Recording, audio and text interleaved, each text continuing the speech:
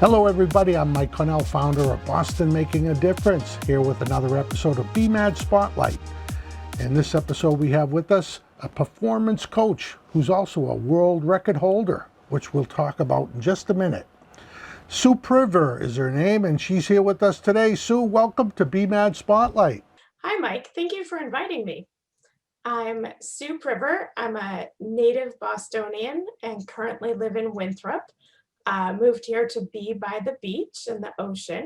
I have been a librarian and started for about 20 years now, and started my career at the Harvard Business School Library, really honing my business acumen by working there. And over the years, have really been focusing on my health, probably around in my mid to late 30s. And in that process, discovered powerlifting. Why don't you tell us a little bit about that, the world record holder in powerlifting, which is quite exciting. I think this is our first record holder we've had on BMAD Spotlight, so we're all excited about this. So tell us about that, the powerlifting and the world record. Sure. So I'm a midlife accidental athlete, kind of dabbled with things in my past, but never really was into sports or thought of myself as an athlete. At age 37, I touched a barbell for the first time, and soon thereafter discovered strength sports and powerlifting. And my second session with my coach, he looked at me and said, "You're born to deadlift." I had no idea what he meant, what that meant, and afterwards asked him, and he then told me everything that I didn't like about my body was a positive attribute for deadlifting specifically. So that got me thinking a little bit and changed my mindset about how I perceive my body, not just by what it looks like, but what it can do. And that I am meant to deadlift, which means just pick up heavy stuff. And that comes naturally to me. Within a few months of lifting, I was deadlifting 300 pounds. And 2 years later, little under 2 years later, I was at a meet and I had set the intention and the goal to deadlift 405 pounds. For anybody who knows anything about lifting weights, that's 4 big plates on each side of the bar. So it's a big milestone to join the 4-plate club.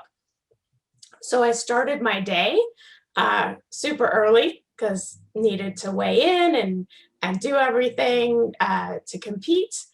And started the first event and was squatting, and everything fell apart. I just could not get my brain in the game that morning, could not get a qualifying squat in my 3 attempts, and was disqualified. So in powerlifting, we call it bombing out. And it was embarrassing and humiliating in front of all my friends in the sport, my coach. I let him down, felt like I just disappointed everybody. And the event finished and I was called up to the scorer's table. I thought that I had to sign something or acknowledge that I had been disqualified. I don't know, it never happened to me before. And it wasn't that. I was actually given a gift. I had intended to break my current world record in deadlifting. So I was given the opportunity to compete and in deadlift only, to re-sign up and to do that and to have the opportunity to break my current world record at that time. So I said yes. I had no idea how I was going to pull this off. I was still so upset and sad and feeling all the feels. And I just said yes. Given the opportunity, that's what I do. So I tracked down my coach and told him what the situation was. And he told me to go outside and get my head on straight, do everything I possibly could to put this behind me, to move forward, to get my head straight, to take on this opportunity have something to eat, relax, meet him at a certain time to warm up. So I did everything I could think of and got everything settled, talked to a couple people who gave me some suggestions as well. And so then when it came time to deadlift that day, I was on my game. I did everything that I needed to do. And I, on my third attempt, pulled 405 pounds with ease and set the new personal record, the new world record, joined the 4 plate club. And on that day, made a vow that I would be unbeatable, that I would take care of business, do everything in my power to do everything I needed to do to win. And so get my brain straight, do the mind body connection, just get everything prepared so that if something weird happened, if I got injured, that's out of my control. But squatting that morning was in my control and I failed. And that is not something I wanted to feel ever again. And so I then went forward and started learning everything I possibly could about meditation, mind body connection, how the brain works, any sports psychology, just everything that was out there, started using it in training for myself because I only compete once or twice a year, which it's not that frequent, kind of like a marathoner. So a lot of time spent in training, not much time spent in competition. And people started taking notice that what I was doing was very different from other people and it was working. So I started working with other strength athletes on their mental strength. And then a few summers ago was at a sports conference for athletes and coaches who use mind, body, and spirit to win and to be competitive at the highest levels. And she asked me, where else do I use these techniques in my life? Because you're a business owner, you do other things, and I looked at her and I said, nowhere. And she asked me again, where else do you do these things in your life? And I was like, nowhere. You heard me, right? Like in my head. I was like, wait a second here. She's giving me some really good advice that this stuff is transferable. And it's great tools and techniques to have, not just in athletics, but in life and in business. So I then started translating a lot of these tools, figuring out which ones work where, how to help people, and started working with entrepreneurs because I love business and strategy comes naturally to me. So I was like, I can combine this, help entrepreneurs set their vision, get crystal clear on it, have great certainty in what the plan is and what the next steps are, and then have that confidence to take action and actually take action. And then that secret weapon is having the courage to grow yourself, to become that person you need to be to get to that next level, be it in sports, in business, and in life. And COVID's definitely changed a whole bunch of stuff that I do with my clients and my own personal journey over these last 6-7 months, however long it's been, has definitely accelerated my growth for myself and my business and my ability to support my clients in a bunch of different areas that I hadn't been focusing on in depthly in the past. That's awesome. It's exciting to have a world record holder here, and you mentioned you found something else to do with your body, and people are always saying that to me too. Like, Mike, you should find a way to do something else with that body. I don't know what that is, but they're always bringing that up. But tell us a little bit, the types of things you're helping people with, during these times, and what kind of coaching techniques you're using, and so forth to help people through this stressful time. Yeah, so a lot of this is getting back to business basics and shoring up the foundation. So really setting a new vision. And for a lot of people, that's more short term. So 90 days. That's often the amount of time that's manageable that I work with people on. Yeah, you can still have a general sense of a longer term direction because that's needed. But for right now, 90 days is a really good chunk of time. It's manageable. It's not just this week. So you need a little more than just right now, but not so long term that you can't pivot and change things up as new things happen, because it feels like new things are happening all the time. When we talk about business basics, it's really, who do you serve? What are their problems? And what solutions do you offer them? And what makes your solution unique? So some people are still serving the same clients, but their top of mind and problems have changed. Like their priorities and their problems have changed. So the solutions have changed. And that's the pivot that's needed. Someone I spoke with right away, must have been the first week of April, just needed that little tweak to his business basics and his foundation. He, in the past, had been offering social media uh, ads for restaurants, and his expertise was getting butts in seats. So people would see the ads online and they would go to these restaurants. Well, all the restaurants closed. So his clients went bye-bye at that moment, and he was devastated. He had no idea how all of his clients literally stopped their contracts. He completely understood that. And he had no idea how he was going to bring in money.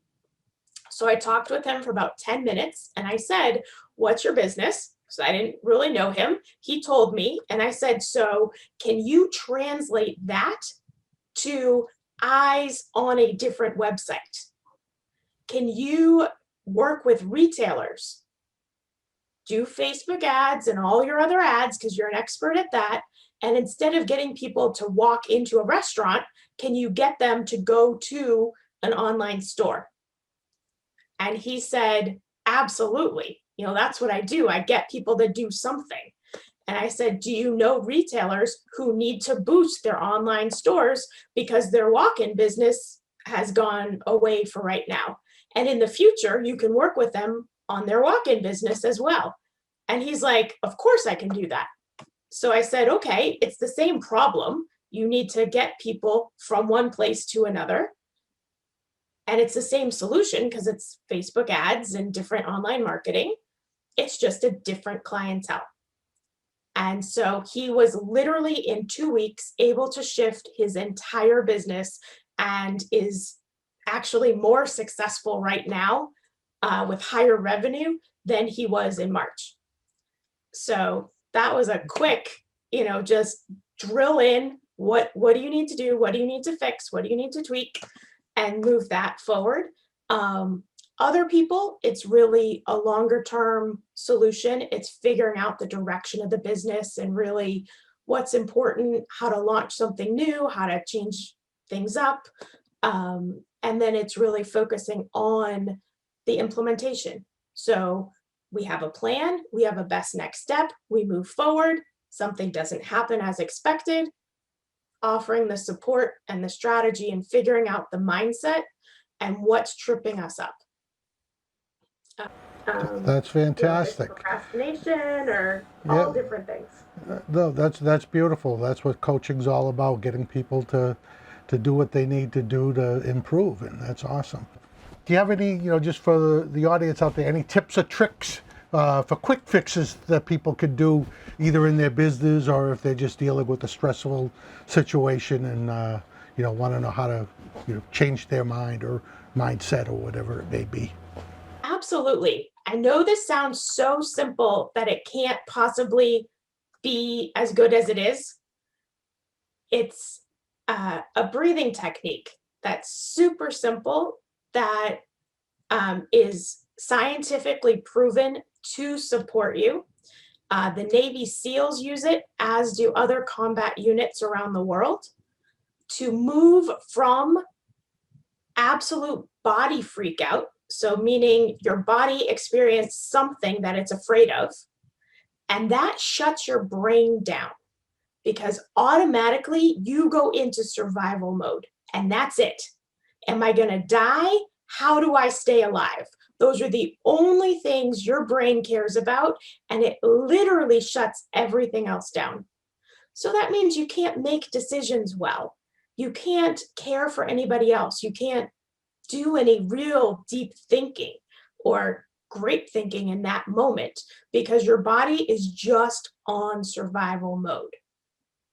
To get out of that, and I'm not talking to get into some Zen moment of completely relaxed and calm and falling asleep, but it's that moment where the switch flips, where your body knows you're not imminently going to die, and it frees things up so that you can make decisions, you can be a leader, you can get back to a good sense of normal. So this breathing technique is box breathing or 4-4-4 breathing. So you just breathe in for a count of 4, hold it for a count of 4, and breathe out for a count of 4. And you do that 4 times. And once you finish that up, your body recognizes that you're not imminently going to die, because that's what it needs to know, reassurance that you're going to live. And then it lets the rest of your brain operate. And if you do that, nobody looks at you funny. It's easy to do. You can do it in your office. You can do it in front of your kids when you're about to have a wig out moment. And just take that moment to regroup, reassess, let your body settle down so that you can really access all of your intelligence, all of your decision making, and move forward in a much better way. This should help with my TB moments, I think. It should probably, that'll solve the issue, I think. So that's great. So, Sue, that was an awesome suggestion. I could see the benefits of that right away, just practicing it right here when you told me. So that's great. Now, why don't you tell the audience how they can get in touch with you if they'd like to work with Sue Priver? Absolutely. Best way is just send me an email, and email is sue@suepriver.com, or feel free to shoot me a text, say that you saw me here. And my phone number is 617-429-4292. And for everybody who's listening here, I am happy to talk with you for free in an hour-long strategy session and figure out where you are right now. What's your vision for the future? What might be tripping you up from getting there? What kind of support you need to bring your vision into fruition and get you excited to move forward and achieve whatever you want to achieve. If it makes sense for us to work together, I'm happy to talk about that. If it doesn't, I'm totally fine with that as well. I just want to help people, help them figure out what their vision is and what the best next step is for moving in that direction. For me, when I don't have a crystal clear vision, I don't know where I'm going, and I start procrastinating and spinning. And so I can recognize when that's happening and fix it or get the help I need. Other people, crystal clear on what they want to do, they're just not sure what that next step is. And in this time, there's a lot of uncertainty going around, and I want to help people be certain and know and have the confidence to take the step forward. To me, it's a huge waste when entrepreneurs have these great ideas, these great visions, and they never come to fruition. If things are stuck in your head, you can't have the impact on the world that you're meant to have. That's awesome. Thank you so much for that. That's great. So, Sue is a new member of our new referral exchange group. It's called BMAD Referral Exchange. She just joined us this past week, and we meet on Wednesday mornings at 9 a.m. If you'd like to get referrals and introductions for your business, join us on Wednesday mornings, BMAD Referral Exchange. You can get the information at our meetup group, meetup.com, Boston Making a Difference. So, Sue, thank you so much for being here today. I really appreciate it. And welcome to BMAD Referral Exchange. And, have a great week, everybody. Thank you for being here, Sue. I truly do appreciate it. Thank you, Mike. Take care now, everybody.